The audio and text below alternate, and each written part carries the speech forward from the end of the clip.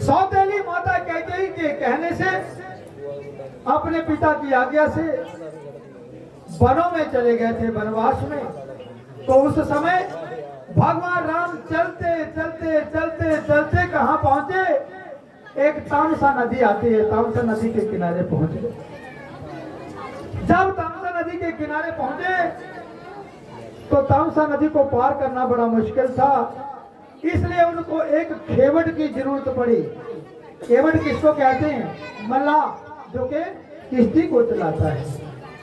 तो उसके पास जाकर के भगवान राम प्रार्थना करते हैं कि अरे खेवट, हमें इस नदिया से पार करा दो, अपनी नैया में बिठा करके। परंतु खेवट इस बात के लिए मुकर जाता है, महाराज नहीं, मैं आपको अपनी नैया में नहीं बिठा सकता हूँ। बोला क्यों? कि महाराज, मैंने सुना है कि आपके पांव में ऐसी ताकत है, इतनी शक्ति है कि जिस चीज इसके साथ आपके पांव का स्पर्श होता है वो चीज नारी में बदल जाती है। तो मुझे डर है भगवान, जैसे अपना पैर आप मेरी नैया में रखेंगे, मेरी नैया अगर नारी बन गई तो मेरी रोजी रोटी छिन जाएगी प्रभु, इसलिए मैं अपनी नैया में आपको नहीं बिठा सकता हूँ। बोल सच्चे दरबार की। भगवान राम कहते, अरे केवट, जिस नारी की बात आप कर रहे हैं वो नारी एक साधारण नारी नहीं थी, वो गौतम ऋषि की नारी अहिल्या थी। उसके साथ एक धोखा हुआ था, कहानी बड़ी लंबी है। तो अपने पति गौतम ऋषि के शाप से वो एक शिला बन गई थी। तो उसका कल्याण करने के लिए मैंने अपने पांव का स्पर्श उस शिला से किया था और वो पत्थर जो था तब नारी में परिवर्तित हुआ था। परंतु आप विश्वास रखिए, आपकी नैया कभी नारी नहीं बनेगी, मैं आपको विश्वास दिलाता हूँ। परंतु खेवट फिर भी विश्वास नहीं करता, महाराज नहीं, मुझे फिर भी विश्वास नहीं हो रहा है। तो आपको कैसे विश्वास होगा रे खेवट? तो खेवट बड़ा चालाक था, कहने लगा, महाराज आइए, एक पत्थर उठा करके उस नदी के किनारे रख देते और उसके ऊपर भगवान राम जी को बिठा देते और अपनी एक परात में तामसा नदी का जल लेकर के भगवान के चरण धुलाने लगते हैं कि महाराज, जो आपके पांव में नारी बनाने की ताकत है, पहले मैं उसको दूर करूंगा धो धो कर, तब जो है आपको मैं अपनी नैया में बिठाऊंगा। तो अब वो खेवट जो है भगवान राम के चरण धुला रहा है और एक भजन गा रहा है। कैसे गा रहा है? बोल सच्चे दरबार की जय।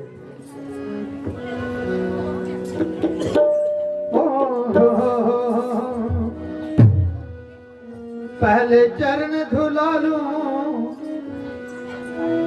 महाराज मेरा। क्या गा रहा है खेवट? पहले चरण धुला लूं महाराज और फिर नैया पार लगा दूं।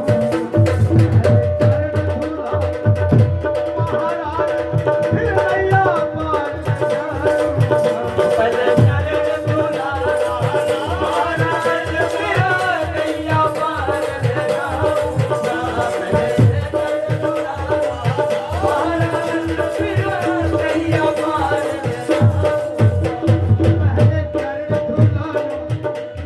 महाराज और फिर नैया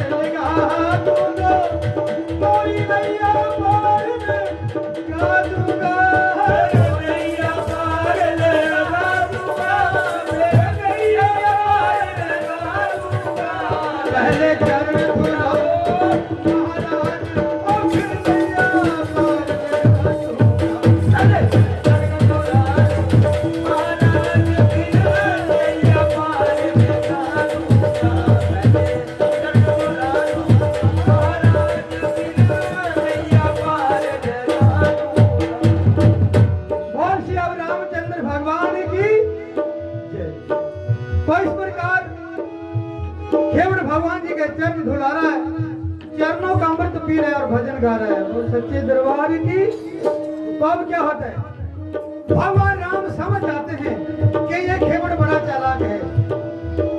चालाकी चालाकी में मेरे पैरों का अमृत पी रहा है, इसका एक जन्म तो क्या, इसके 100 जन्म जो है धन्य हो गए हैं। बोल सच्चे दरबार की। तो जब उनके पांव धुला लेता है तो फिर खेवड़ कहता है, महाराज अब आइए मेरी नैया में बैठ जाइए, अभी मुझे विश्वास हो गया है। देखो ऐसा नहीं है कि इंसान को ही भगवान से काम पड़ता है, कभी कभी भगवान को भी इंसान से काम पड़ जाता है। जैसे आज भगवान राम जो कि विष्णु भगवान के अवतार हैं, त्रिलोकी के मालिक हैं, आज एक साधारण से खेवड़ की मेहनत कर रहे हैं पार लगाने। एक भजन में कवि ने क्या लिखा है, और कभी कभी भगवान को भी हो मेरे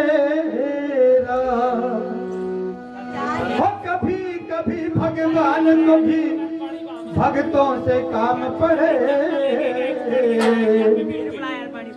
जाना था नदिया पार प्रभु के वट की नाव चढ़े।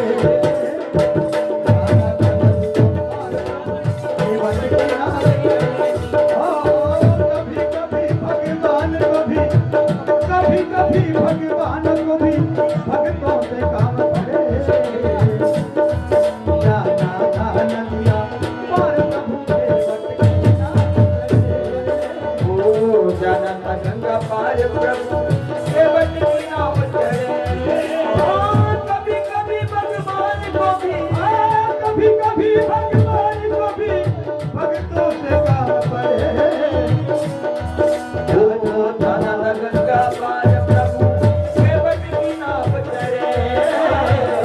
जाना था गंगा पार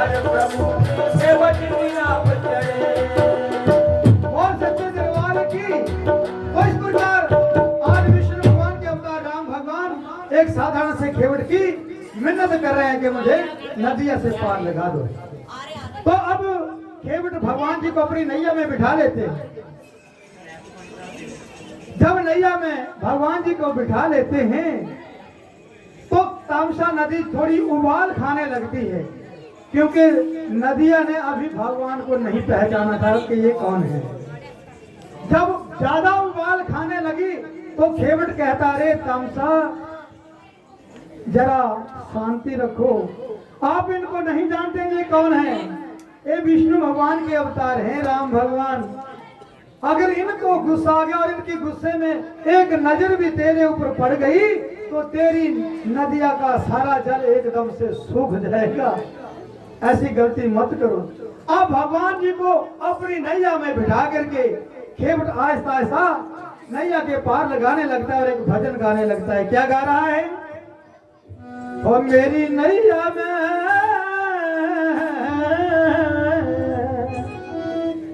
और मेरी नैया में, और लक्ष्मण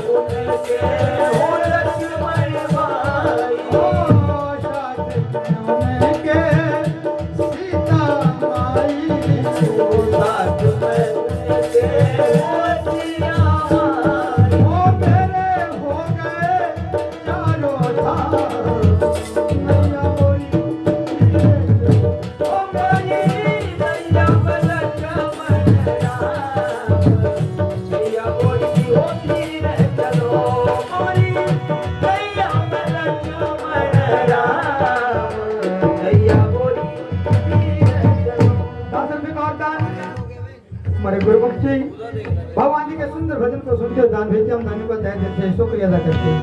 तो इस प्रकार वो खेवड़ जो है आस्ता आस्ता नैया को भी चला रहा है और भजन भी गा रहा है और उस नैया इतनी देर में जो है वो उस नदिया के पार लग जाती है।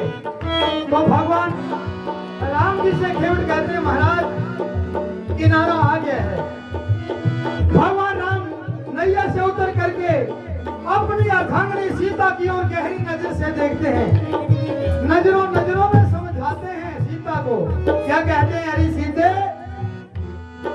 इस खेवट ने हमें नैया पार लगाई है, नदिया के पार किया है, इसका हमारे ऊपर कर्ज हो गया है, कृपा करके इसका कर्ज चुका दीजिए।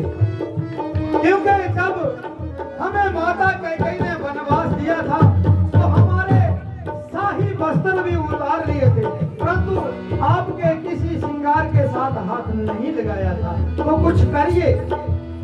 सीता माता समझ जाती है और अग्नि अपने हाथ से एक मुंदरी निकाल करके खेवड़ की तरफ कर देती है कि लीजिए महाराज। खेवड़ कहते हैं माते ये क्या है? तो कहती है ये आपके हमें पार उतरने की लंघाई है, मेहनत है आपकी। खेवट मुकर जाता है, भगवान राम जी से प्रार्थना करते हैं महाराज मुझे इस प्रकार शर्मिंदा मत करें। एक मल्लाह जो है दूसरे मल्लाह से कभी लंघाई नहीं देता है। भगवान राम कहते हैं मैं तेरी बात को खेवट को समझा नहीं। तो खेवट कहते हैं महाराज इस नैया का खेवट, इस नदिया का खेवट मैं हूं और जब मैं अपने इस शरीर का त्याग करके आपके पास आऊंगा तो उस भव सागर के मला आप होंगे, खेवट आप होंगे। तो जितनी देर में आपके पास ना आऊं ये मेरा कर्ज अपने पास रखिए और कृपा करके उस वक्त मुझे भव सागर से पार लगा देना, बस मेरा कर्ज पूरा हो जाएगा। बोल सच्चे दरबार की। उसी भजन की एक लाइन को दोबारा दोहरा रहा है। खेवट क्या गा रहा है? ओ मैं नैया पार लगा दूंगा तुम भव से पार लगा देना, नैया पार लगा दूंगा तुम भव से पार लगा, मैं नैया पार लगा दूंगा तुम भव से पार लगा देना, प्रभु नैया पार लगा देना तुम भव से पहले चरण धुला लो महाराज और फिर नैया पार लगा दूंगा।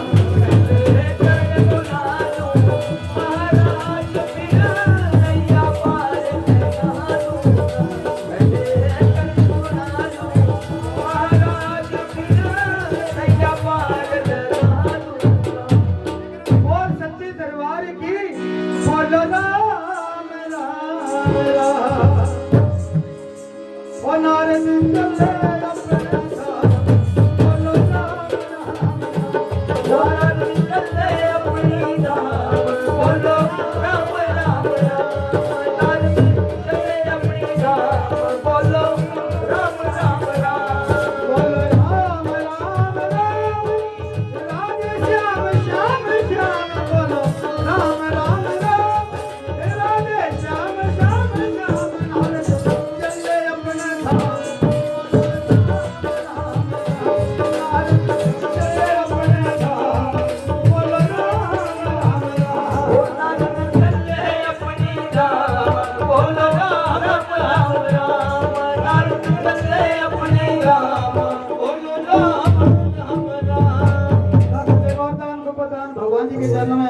बाबा इनकी हर मनोकामना पूर्ण करे। इसी के साथ सभी मृतलोक के प्राणियों को नारद जी का प्रणाम, बार बार प्रणाम। नारायण नारायण।